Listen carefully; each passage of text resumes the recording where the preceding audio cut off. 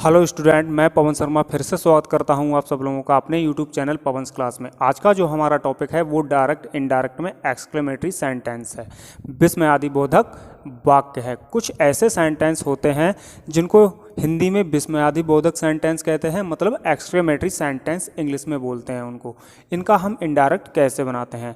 विस्मयादि बोधक का इनडायरेक्ट बनाने से पहले आपको समझना है कि विस्मयादि बोधक सेंटेंस मतलब एक्सक्लेमेटरी सेंटेंस क्या होते हैं, कैसे इसका क्या रूप है और किसका काम क्या होता है। तो मैं आपको सबसे पहले बताना चाहूँगा कि एक्सक्लेमेटरी सेंटेंसेस ऐसे सेंटेंसेस होते हैं जिनमें मन में अचानक उठने वाली भावनाओं को व्यक्त किया जाता है। अचानक से मन में जो भावनाएं उठती हैं वो शोक की हो सकती हैं, दुख की हो सकती हैं, प्रसन्नता की हो सकती हैं, आश्चर्य की हो सकती हैं। ये सारी लिखी हुई हैं, मैंने सब कुछ लिखा रखा है। किसी को शाबाशी देना अचानक ही दी जाती है। कोई अचानक आपके सामने ऐसा कार्य कर दे कि आप कहें शाबाश, आपने बहुत अच्छा किया है, ये थोड़ा ज़ोर से बोल के आप बोलेंगे। क्योंकि मैं आपको एक चीज़ और बताता चलूँ, एक्सक्लेम शब्द से बना है एक्सक्लेमेटरी, और एक्सक्लेम का हिंदी अनुवाद कहें तो होता है जोर से बोलना, मतलब चिल्लाकर बोलना। इसीलिए हम एक्सक्लेम्ड, चिल्लाया, एक्सक्लेम्ड का यूज करते हैं, क्योंकि ऐसी चीज़ों को हमेशा हम थोड़ा ज़ोर से बोलते हैं। मान लो आपको कोई खुशी है, ठीक है, तो खुशी की बात को आप नॉर्मली नहीं बोलेंगे। आप यूँ नहीं बोलेंगे हाँ ठीक है मैं जीत गया, आप ऐसे बिल्कुल नहीं बोलेंगे। आप बिल्कुल ऐसे बोलेंगे अच्छा या मैं जीत गया, यस, ऐसे कुछ बोलेंगे। और दूसरी है आहा, आहा, एलास, ये दुख के लिए यूज होता है। जब सेंटेंस में हुर्रा आए तो आप समझ जाएंगे ये खुशी के लिए यूज हुआ है, और उसके लिए हम सैड या सैड टू को एक्सक्लेम्ड विद जॉय या प्लीजर में बदल देते हैं। दूसरी भावना क्या हो सकती है? दुख की। जो सेंटेंस में दुख के लिए कौन कौन से शब्द दिए होंगे? ओह दिया होगा, आह दिया होगा, एलास दिया होगा। जब सेंटेंस इस प्रकार के शब्दों से शुरू होता है तो वो दुख का होता है। उसमें हम सैड या सैड टू को एक्सक्लेम्ड विद सोरो या ग्रीफ में बदल देते हैं। तीसरा है ब्रेवो। ब्रेवो का यूज हमेशा शाबाशी देने के लिए किया जाता है। जब कोई ऐसा कार्य करे, मान लो आपने किसी को टीम में रखा और उसने बहुत अच्छा प्रदर्शन किया, तो आप उससे बोलेंगे बहुत अच्छा काम किया, तुमने बहुत अच्छा खेले, और ज़रा प्रसन्नता से और उत्सुकता से बोलेंगे। तो उसके लिए हम ब्रेवो लगाते हैं, जिसको हम इनडायरेक्ट बनाते समय सैड या सैड टू के स्थान पर एप्लॉडेड में बदलकर लिख देते हैं। इसके अलावा वाक्य में क्रोध, पछतावा, आश्चर्य आदि हो सकते हैं। उन सब के लिए हम हाउ, व्हाट ऐसे शब्दों से शुरू करते हैं। वो शब्द ऐसे होंगे, सेंटेंस ऐसे होंगे जो हाउ या व्हाट से शुरू होंगे, जिनको हम एक्सक्लेम्ड विद एंगर, अगर गुस्सा है तो एंगर, पछतावा है तो रिग्रेट, और आश्चर्य है तो सरप्राइज लिख देंगे एक्सक्लेम्ड लिखने के बाद। नंबर 5 है वेल डन। ठीक है, अगर सेंटेंस में सिर्फ वेल डन दिया है और उसके अलावा कहीं ना कहीं उसमें ब्रेवो भी दिया होगा, तो वेल डन के स्थान पर हम इट वाज वेल डन या यू हैड डन वेल इसमें बदल देंगे। गुड हेवंस, ये आश्चर्य होगा वाक्य में, तो गुड हेवंस जैसे शब्द दिए होंगे और इनके लास्ट में मार्क ऑफ एक्सक्लेमेशन रखा होगा। ठीक है, तो ये एक्सक्लेम्ड विद सरप्राइज और गुड गॉर्जियस ये आश्चर्य के लिए यूज किया जाता है। इसके लिए भी हम एक्सक्लेम्ड विद सरप्राइज का यूज करते हैं। इन्वर्टेड कॉमाज हटाकर, मतलब ये जो इन्वर्टेड कॉमाज हैं वाक्य के शुरू में और लास्ट में जो कॉमाज लगे होते हैं उनको हटाकर हम दैट का यूज करते हैं। चूंकि ये एक्सक्लेमेटरी सेंटेंस हैं, इनमें मार्क ऑफ एक्सक्लेमेशन होगा, लेकिन जब हम इनको इनडायरेक्ट में बदलेंगे तो मार्क ऑफ एक्सक्लेमेशन को हटाकर हम फुल स्टॉप लिख देते हैं। ठीक है, तो आप फिर समझ लें, ये ऐसे सेंटेंस होते हैं जिनमें खुशी, दुख, शाबाशी, प्रशंसा, क्रोध, पछतावा, आश्चर्य आदि शब्द पाए जाते हैं। अब इन्हें बनाते कैसे हैं? बहुत सिंपल सेंटेंस हैं। अगर आपने थोड़ा सा भी ध्यान दिया, पूरी वीडियो देखी, तो आप 100% ये सेंटेंस बनाना सीख जाओगे। पहला हमारा सेंटेंस है ही सेड, वह बोला, hurrah, I have won the match, मैं मैच जीत गया। जब आप मैच जीत जाओगे तो आप स्लो मोशन में नहीं बोलोगे हाँ मैं मैच जीत गया, आप कुछ ऐसे बोलोगे यस मैं मैच जीत गया। एक्सक्लेम्ड का यूज जोर से बोलने के लिए किया जाता है, आप ये समझते चलें।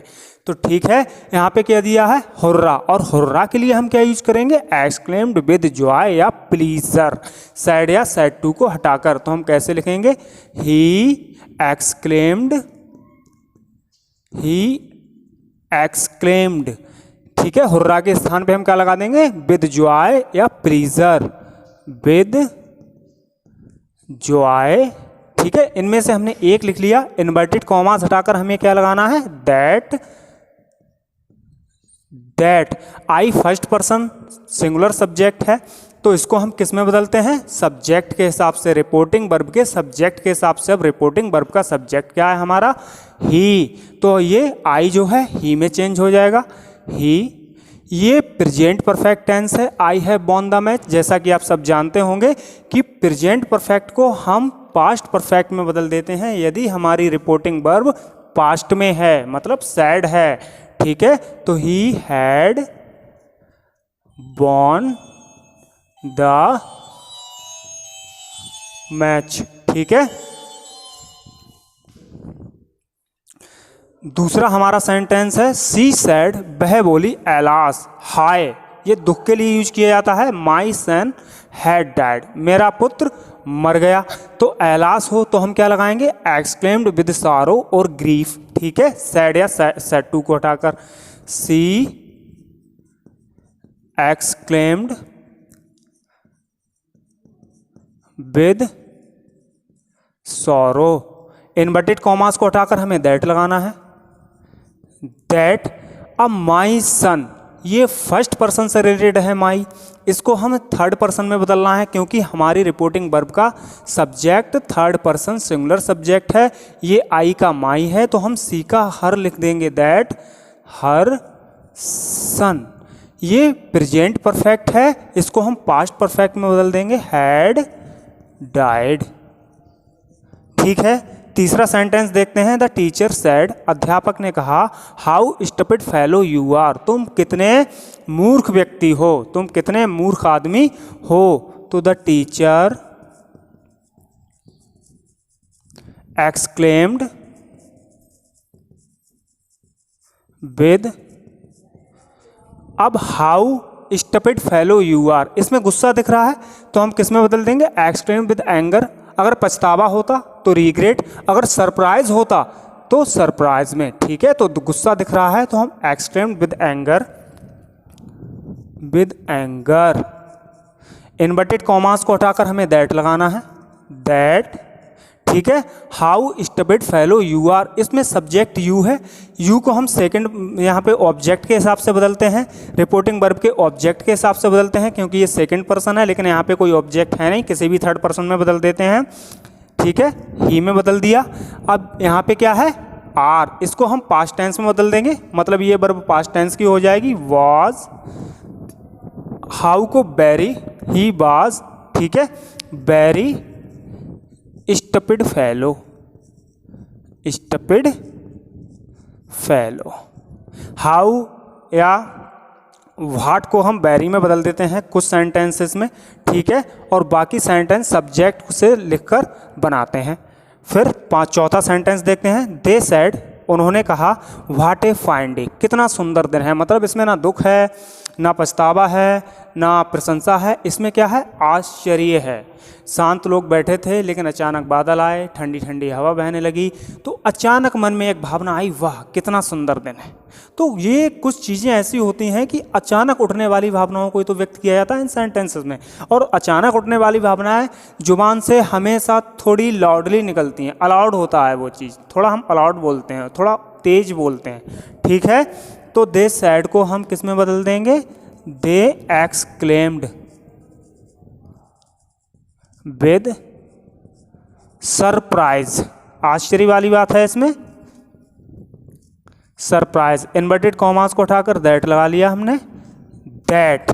इस सेंटेंस को हम दो तरीके से बना सकते हैं। ठीक है, डे को सब्जेक्ट बना सकते हैं, अगर डे को सब्जेक्ट नहीं बनाएंगे तो हम इट को भी सब्जेक्ट बना लेते हैं। ठीक है, पहले डे को, दैट द डे,